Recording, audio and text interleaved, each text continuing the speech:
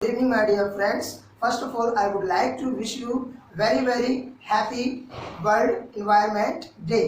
जैसा कि आज हम सभी जानते हैं विश्व पर्यावरण दिवस है। आज की क्लास पूरी वर्ल्ड एनवायरनमेंट डे के लिए डेडिकेटेड है। आज हम सीखते हैं नेचर से संबंधित वर्ड्स, नेचर से संबंधित ग्रामर, किस तरीके से हमें यूज करना है। छोटा सा पौधा होता है, बिल्कुल छोटा सा, जब वो बहुत छोटा होता है उसको इंग्लिश में बोलते हैं सैपलिंग। क्या बोलते हैं? सैपलिंग। जब वो थोड़ा और बड़ा हो जाता है तो उसको बोलते हैं प्लांट। क्या बोलते हैं? प्लांट। और पौधे लगाने को भी इंग्लिश में जो एक्शन यूज किया जाता है उसको बोलते हैं प्लांट। तो पौधा लगाने की बात करें अगर कि पौधा लगाओ या पौधा लगाना चाहिए हमें, तो पौधा लगाने को इंग्लिश में बोलते हैं प्लांट। प्लांट। हम जितना पौधा लगाएंगे हमारे चारों ओर उतनी ग्रीनरी बढ़ेगी। जब पौधे बड़े हो जाते हैं हमें रोज उनको पानी देना पड़ता है, उनकी देखरेख करनी होती है। पौधों को पानी देना, उसको इंग्लिश में बोलते हैं वाटर द प्लांट्स। क्या बोलते हैं? Water the plants. पौधों की रक्षा करना, धूप से बचाना, उनको जानवरों से बचाना या और अन्य कीट पतंगों से बचाना, उसके लिए इंग्लिश में बोलते हैं प्रोटेक्ट प्लांट्स। क्या बोलते हैं? Protect plants. My dear friends, आप इसको देखकर बता सकते हैं ये क्या है। ऑलरेडी सभी लोग जानते हैं, लेकिन इसको आपको इंग्लिश में बोलना है। कैसे बताएंगे ये क्या है? चलिएगा, इसको मार्कर बोलते हैं। इंग्लिश में बोलना है marker. It is a marker. कैसे बोलेंगे? It is a marker. अब डियर फ्रेंड्स, आप एक बात देखिएगा, इसको महसूस करना। अभी ये मार्कर है, इससे पहले इसकी क्या कंडीशन हुई होगी, इसकी पोजीशन क्या रही होगी, आपने नोट करना किया होगा कभी। ये प्लास्टिक से बना हुआ है, तो पहले इसमें कच्चा प्लास्टिक लिया गया होगा, वो गंदा होगा, साफ किया गया होगा, टेम्परेचर पे उसको हाई किया। तो पहले मार्कर से पहले ये क्या था? ये प्लास्टिक था। अगर मैं कहूँ इसको कि अभी ये मार्कर, लेकिन इससे 10, 20 दिन, 25 दिन पहले क्या था? प्लास्टिक। तो अभी मैं इसको इंग्लिश में क्या बोलूँ? It is a marker. तो मैं प्रेजेंट के लिए मैं इसका यूज कर रहा हूँ, लेकिन अगर मैं पास्ट में जाऊंगा तो याद रखिएगा दोस्तों, जब पास्ट में हम इसको ले जाते हैं तो इस जो है वो वॉज में कन्वर्ट हो जाता है। किस में कन्वर्ट हो जाता है? वॉज में। तो ये पहले प्लास्टिक था और मुझे बोलना है ये प्लास्टिक था पहले। It was plastic. कैसे बोलेंगे? It was plastic. यहां पर वॉज का यूज क्यों किया? क्योंकि मैं इसके पास्ट की बात कर रहा हूं। जब इस जो है पास्ट में जाएगा तो वो वॉज में कन्वर्ट कर दिया जाएगा। अब दूसरे एग्जांपल से समझिएगा दोस्तों, मैं अपनी बात करूं, अभी मैं एक इंग्लिश का ट्रेनर हूं। अगर मैं बोलूं मैं ट्रेनर हूं तो मैं सिंपल शब्दों में बोलूंगा आई एम अ ट्रेनर। मैं अभी प्रेजेंट की बात करूं इसलिए मैंने प्रेजेंट के लिए एम का यूज किया है। लेकिन दोस्तों अगर आज से 20 साल पहले की बात करें, आप 15 साल पहले की बात करें, तो मैं पहले 15 साल पहले ट्रेनर नहीं था, 20 साल पहले मैं ट्रेनर नहीं था। तो 20 साल पहले मैं क्या था? एक स्टूडेंट, पढ़ाई करता था मैं। तो आज से 20 साल पहले अगर मुझे बताना है कि मैं स्टूडेंट था, तो मैं जो एम है वो पास्ट में जब ले जाऊंगा, जब मैं एम को पास्ट में यूज करूंगा तो जो एम है वो वॉज में कन्वर्ट हो जाएगा। तो मुझे बोलना है कि मैं आज से 15 या 20 साल पहले एक स्टूडेंट था, तो मैं सिंपल बोलूंगा आई वॉज अ स्टूडेंट। कैसे बोलेंगे? I was a student. थोड़ा सा और 2-3 एग्जांपल्स के साथ समझिएगा दोस्तों। मेरे हाथ में अगर एक कंटेनर है, कंटेनर जिसमें दूध, ऑयल या कुछ भी रख देते हैं, उस कंटेनर में अगर मिल्क रखा हुआ है और मिल्क में मैंने उसको बॉईल करके उसमें थोड़ा सा नींबू को स्क्वीज कर दिया, निचोड़ दिया, और फिर मैंने उसको फ्रीजर में रख दिया, और शाम को मैंने देखा वो बिल्कुल गाढ़ा हो चुका है, फट गया दूध, उसका दही बन गया। शाम को मैंने जब फ्रीजर से उसको निकाला, मैंने देखा ये दही है। दही को इंग्लिश में बोलते हैं कर्ड। क्या बोलते हैं? कर्ड। और अब ये क्या है? दही है, तो इसको क्या बोलेंगे? It is curd. क्या है ये? It is curd. अब लेकिन दोस्तों याद रखो, सुबह जब इसकी पोजीशन थी, ये दही किससे बना? मिल्क से। तो इससे इसकी सुबह कंडीशन क्या थी? सुबह ये क्या था? मिल्क। तो अगर मुझे ये बताना है कि कर्ड से पहले ये क्या था, तो इसको बोलेंगे इट वॉज मिल्क। क्या था ये? It was milk. तो इस तरीके से आप बहुत सारे एग्जांपल्स के साथ इस और वॉज, एम और वॉज जो यूज किए जाते हैं वर्ड्स, उसको समझ रहे हैं। एक और एग्जांपल ले लेते हैं। एक मूर्ति है, वो उस मूर्ति को इंग्लिश में बोलते हैं आइडल। क्या बोलते हैं? आइडल। अगर मुझे बताना है गणेश जी का एक मूर्ति है, ये मूर्ति है, तो मुझे इंग्लिश में बोलना है अभी, तो मैं बोलूंगा इट इज एन आइडल। कैसे बोलूंगा मैं? It is an idol. देखिए यहाँ पर एन आइडल का यूज क्यों किया है? क्योंकि यहाँ पर हम आर्टिकल की बात कर रहे हैं, तो यहाँ पर एन का यूज किया गया। वो मैं आने वाली क्लासेस में आपको और क्लियर कर दूंगा कि ए एन दा को कहाँ कहाँ यूजेस करते हैं हम, तो उन सब चीजों को बाद में क्लियर कर देंगे।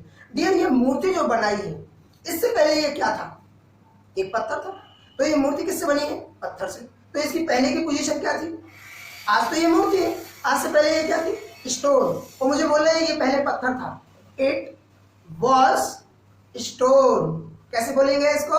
It was stone. तो आप इस उदाहरण से समझ सकते हैं, और अगर गहराई से और समझना है तो और खुले रूप में आप समझ सकते हैं। आपने घर के दरवाजे को देखा होगा, बिल्कुल, उस दरवाजे को आज क्या बोलते हैं? हाँ, डोर। क्या बोलते हैं? अगर मुझे बोलना है ये हमारे सामने दरवाजा लगा हुआ है, ये दरवाजा है, तो मुझे बोलना है तो बोले इट इज अ डोर। कैसे बोलेंगे? It is a door. लेकिन डोर से पहले, जब ये डोर नहीं बनाया था, उससे पहले ये क्या था? एक लकड़ी, जो हम पेड़ों से काटते हैं, जिसके कारण आज एनवायरनमेंट खराब हो रहा है, पोल्यूशन ज्यादा हो रहा है। तो ये जो पेड़ की लकड़ी थी पहले, ये दरवाजे से पहले, तो आप इसको क्या बोले? लकड़ी को इंग्लिश में बोलते हैं वुड। तो दरवाजे से पहले ये क्या था? It was wood. क्या था ये? It was wood. My dear friends, आपने ये नोटिस किया होगा, मैं डेली एक ही वॉच को यूज करता हूँ। मैंने इसको 2015 में खरीदा था। ये 5 या 6 साल काफी पुराना है, अभी ओल्ड वॉच है। अगर आप देखें तो ये घिस पिट गया है, ओल्ड है। It is old. कैसे बोलेंगे इसको? It is old. लेकिन जिस दिन मैंने इसको लिया था 2015 में, ये काफी नया था। तो मैं आज से 6 साल पहले की बात कर रहा हूँ। ये पहले नया था, अब नहीं है, अभी तो ओल्ड है। तो पहले क्या था? It was new. क्या था ये? It was new. डियर, आज थोड़ी सी गर्मी लग रही है ना, आज गर्मी है। गर्मी को इंग्लिश में बोलते हैं हॉट। क्या बोलते हैं? हॉट। और मुझे बोलना है आज गर्मी है। मतलब कभी हम दोस्तों के साथ बाहर मार्केट में जाते हैं तो महसूस करते हैं आज गर्मी है।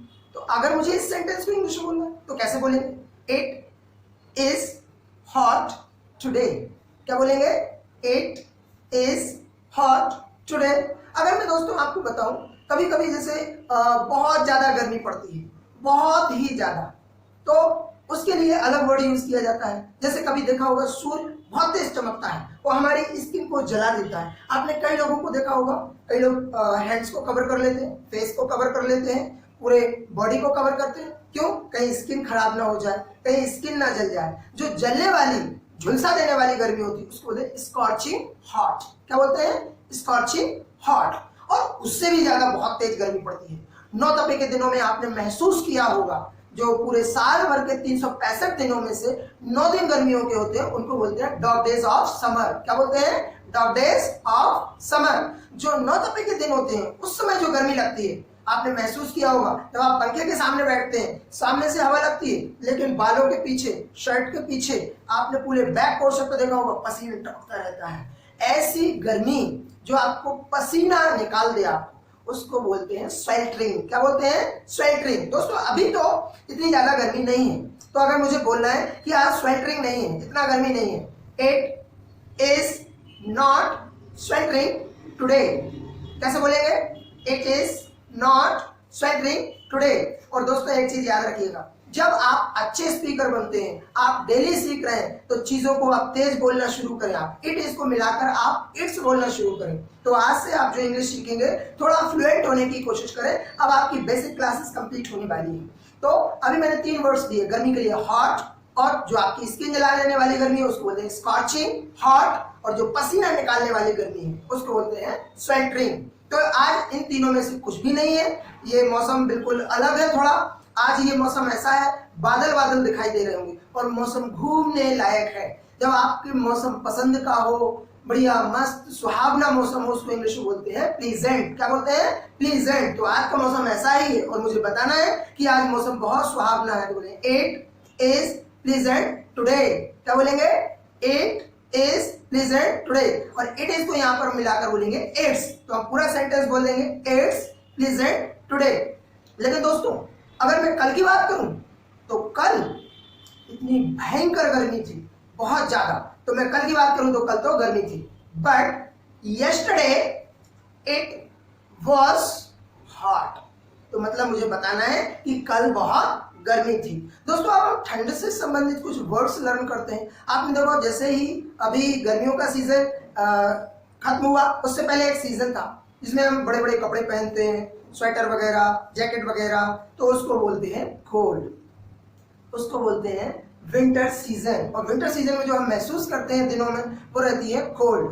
तो नॉर्मल कोल्ड तो डियर कोई फर्क नहीं पड़ता है, लेकिन आपने महसूस किया होगा जैसे ही दिसंबर एंड होता है और जनवरी स्टार्ट होती है, उस टाइम पे आपने देखा होगा रात को जो छत पर टंकी में पानी भरा रहता है या बाल्टी में पानी भरा रहता है, और जब हम देखते हैं टंकी से पानी निकालते हैं तो ऐसे लगता है पेप्सी निकल रही है उसमें से। तो इतनी ठंड, एकदम ऐसे जकड़ने लगता है हाथ। तो ऐसी ठंड जो आपके हाथों को जकड़ दे या आपको एकदम से रोकने पे मजबूर करे, उसको बोले निपी। क्या बोलते हैं? निपी। और अगर जब आप खाना खाते हैं जनवरी या आपने नोट किया होगा नाइट के टाइम पर जब कड़ाके की ठंड पड़ती है, या इसको आप ये यूं समझे कि हम जनवरी के मिडिल पार्ट में जब ट्रैवलिंग करते हैं, यात्रा करते वक्त नाइट में आपने देखा होगा ट्रेन जब चलती है एकदम कितनी कड़ाके की ठंड पड़ती है। हम जब खाना खाते हैं या कोई भी काम करते हैं तो आपने देखा होगा हमारे दांत किटकिटाने लगते हैं। ऐसी ठंड जो हमें काटने को दौड़े, उसको बोलते हैं बाइटिंग कोल्ड। क्या बोलते हैं? Biting cold. अभी तो ऐसा मौसम है नहीं वैसे। और अगर जब ठंड बहुत ज्यादा पड़े, जैसे आपने देखा होगा कश्मीर में बर्फ गिरती है, अगर आप बर्फीले मतलब कि सर्दियों के मौसम में वहां जाएंगे तो बिल्कुल हवाएं यूं चलती है, बिल्कुल हर जगह ठंड ठंड ठंड, मतलब इंसान जगड़ जाता है। बर्फ में आपने देखा होगा कैसा महसूस करते हैं। अगर बर्फ को हम हाथ में ले लें तो कुछ समय के लिए हमारा हाथ जो है एकदम जिस स्थिति में उसी स्थिति में रहता है। तो ऐसी स्थिति जब ठंड बहुत ज्यादा हो तो उसको बोलते हैं फ्रीजिंग। क्या बोलते हैं? फ्रीजिंग। तो ऐसा मौसम जो ठंड भरा हो उसको बोलेंगे, बहुत ज्यादा ठंड वाले समय को फ्रीजिंग। दोस्तों, आपने एक चीज महसूस की होगी, मैं थोड़ा सा टॉपिक को हटकर बात करता हूं, दूसरा एग्जांपल के द्वारा आपको समझाता हूं। आपने देखा होगा जो आजकल मैंगो का सीजन है, मैंगो के अंदर क्या रहता है? जूस। अगर पूरे मैंगो में चारों तरफ जूस है तो जूस से भरा हुआ मैंगो, उसको इंग्लिश में बोलते हैं जूसी मैंगो। क्या बोलते हैं? Juicy mango. ऐसे कैरेट में अगर जूस भरा हुआ है तो उसको बोलते हैं जूसी कैरेट। क्या बोलते हैं? Juicy carrot. आपने और महसूस किया होगा जब हम पूरे मौसम को पानी से भरा हुआ पाते हैं तो उसको सीजन को बोलते हैं रेनी सीजन। क्या बोलते हैं? Rainy season. और भी आपको अगर महसूस कराना है, आपने देखा होगा कभी सब्जी बनती है, हम घर पे खुद सब्जी बनाते हैं या जो नए लोग बनाते हैं, कभी कभी गलती से ज्यादा नमक डालते हैं और कई लोग तो बहुत ज्यादा ही डाल देते हैं। फिर पापा के लेक्चर सुनने पड़ते हैं, वो आप लोगों से सहन नहीं होते हैं। तो क्या होता है, अगर पूरी सब्जी में इतना ज्यादा नमक है कि उस सब्जी को खाने की तो बात छोड़ो, उसको टेस्ट भी करना बड़ा मुश्किल है। तो जब कोई चीज सॉल्ट से भरी हो तो उसको बोलते हैं सॉल्टी। क्या बोलते हैं? सॉल्टी। ऐसी जब बहुत ज्यादा धूप हो, पूरे में सन सन सन, तो सूर्य को इंग्लिश में बोलते हैं सन। और जब पूरे पृथ्वी पर वो फैला रहता है, मतलब धूप से घेर लेता है पूरी पृथ्वी को, उसको बोलते हैं सनी। ऐसा दिन जब पूरे में चारों तरफ धूप ही धूप हो, उसको बोलते हैं सनी। अगर मैं आज की बात करूं तो डियर आज बहुत ज्यादा धूप निकली हुई है, तो उसको इंग्लिश में बोलेंगे इट इज सनी टुडे। क्या बोलेंगे? It is Sunny today. अगर दोस्तों आप सपोज करो, यहाँ तो मैं खैर भोपाल से हूं, अगर मेरा कोई फ्रेंड या कोई व्यूअर, कोई लर्नर जो इंग्लिश को डेली चैनल को वॉच करता है, लर्न करता है इंग्लिश, दिल्ली में बैठा हुआ है, अगर वो भोपाल के मौसम को जानना चाहता है कि भोपाल में मौसम कैसा है, धूप वाला है, सर्दी वाला है, बारिश वाला है, घूमने वाला है, या किस टाइप का मौसम है, या गर्मी है, दिल्ली से अगर वो मुझे फोन लगाता है और वो अगर मुझसे ये पूछता है क्यों आज गर्मी है, कभी कभी जनरली हम पूछ लेते हैं, जैसे हम शहर में रहते हैं, अपने दादा दादी, नाना नानी, या कभी जो मम्मी पापा भी गांव में रहते हैं, और हम अगर बिग सिटीज में हैं, दिल्ली, नोएडा, पुणे, बेंगलुरु, अगर और कलकत्ता जैसी जगहों पर है, और हमारे डैडी और मॉम या फैमिली गांव पर रहती है, और हम वहां से उनको फोन लगाएं और मौसम के बारे में पूछना है कि आज गर्मी है, कि आज गर्मी है, कभी कभी जनरली पूछ लेते हैं। तो हम किस तरीके से पूछेंगे मौसम के बारे में? देखिए, हम गर्मी के बारे में पूछ रहे हैं तो सिंपल क्वेश्चन बनाइएगा। ये ऑलरेडी आप जानते हैं, सीख चुके हैं कैसे क्वेश्चन जब भी बनाना हो, आपको मालूम है हम हेल्पिंग वर्ब की हेल्प से ही बनाते हैं। क्वेश्चन में हेल्पिंग वर्ब हमेशा बाहर रहती है। Do, does, did, can, could, may, might, has, have, had, is, am, are, was, were, ये सभी क्वेश्चन बनाने के लिए इनका हम यूज बाहर करते हैं सेंटेंस। जब हमें पूछना हो कि आज गर्मी है तो हम इंग्लिश में पूछ लेंगे इज इट हॉट टुडे। कैसे पूछेंगे? Is it hot today. Dear, answer को इलोबरेट करना, आगे बढ़ाना, लीड करना। आंसर कैसे देंगे? No it's not hot today but yesterday it was hot. इस तरीके से हम अपने आंसर को कंप्लीट करते हैं। ये कम्युनिकेशन का आंसर, इसमें हमारी इंग्लिश जो है वो कंप्लीट होती है। इस तरीके से आपने महसूस किया होगा जब ठंड के मौसम बहुत तेजी से चलते हैं, आपने देखा होगा कभी कभी ऐसी ठंड पड़ती है कि रात भर पूरी ठंड, लेकिन सुबह देखा आपने रोड पर, जैसे घर का दरवाजा खोला रोड पर देखा कुछ भी दिखाई नहीं दे रहा। जब हम गाड़ी चलाते हैं अक्सर आपने देखा होगा रोड पे हमें कभी कभी कुछ दिखाई नहीं देता। दिल्ली में अक्सर ये कंडीशन बनती है। जहां पर आपने देखा होगा इंडिया गेट बना हुआ है, वहां सर्दियों के मौसम में जनवरी के लास्ट में वो इंडिया गेट मॉर्निंग में दिखाई नहीं देता। क्यों? पूरी जगह कोहरा कोहरा कोहरा। कोहरे को इंग्लिश में बोलते हैं फॉग। जब पूरा मौसम फॉग से भर जाए उसको बोलते हैं फॉगी। क्या बोलते हैं? फॉगी। अगर दोस्तों आपको मुझसे पूछना है आज का दिन ऐसा है तो आप क्वेश्चन कर सकते हैं इज इट फॉगी टुडे, तो मैं बता दूंगा कि आज तो ऐसा मौसम नहीं है। No it's not foggy today but yesterday it was foggy. Dear, आपने कभी किताब में पढ़ा होगा या खुद महसूस किया होगा कि जब मौसम में परिवर्तन होता है तो क्या होता है? सबसे पहले बादल बदलते हैं। मतलब कि अगर बादल होना शुरू हो गए तो समझ जाए मौसम में बदलाव हो रहा है। तो जब बादल हो, बादल को इंग्लिश में बोलते हैं क्लाउड, और पूरे में घने काले बादल दिखाई दे रहे हो तो उसको बोलते हैं क्लाउडी। क्या बोलते हैं? क्लाउडी। अगर आज पूरे बादल है, पूरे में बादल छाए हुए तो मैं उसको इंग्लिश में बोलूंगा इट इज क्लाउडी टुडे। क्या बोलूंगा? It's cloudy today. अब आपने देखा होगा कि सबसे पहले बारिश होने से पहले हल्की हल्की सी हवा चलती है, पेड़ों को लहराते हुए देखा होगा, पत्तियां डालियां हिलती हैं। डियर, तब हल्की मंद मंद हवा चलती है जिसमें हमें गाड़ी चलाकर घूमने का मन करता है, पैदल टहलने का मन करता है, सैर करने का मन करता है। ऐसे मौसम को, हवादार मौसम को बोलते हैं विंडी। क्या बोलते हैं? विंडी। और जब हवा बहुत तेज चलती है जिसमें आपने देखा होगा पेड़ की डालियां टूटने लगती हैं, कभी कभी तो आपने देखा खंभे उखड़ जाते हैं, और बहुत तेज बारिश होती है, बिजली चमकने लगती है। जब आपने देखा होगा एक तूफान टाइप का आता है, तूफान को इंग्लिश में बोलते हैं स्टॉर्म। क्या बोलते हैं? स्टॉर्म। डियर, याद रखिएगा इस वर्ड को स्टॉर्म नहीं बोलते हैं। कई स्पीकर्स इसको, जिनको मालूम नहीं होता वो इसको स्टॉर्म बोल देते हैं। स्टॉर्म रॉन्ग है, आपको बोला है स्टॉर्म। और जो पूरा मौसम तूफान से भर जाए उसको बोलते हैं स्टॉर्मी। क्या बोलते हैं? Stormy. Thank you so much for watching this video.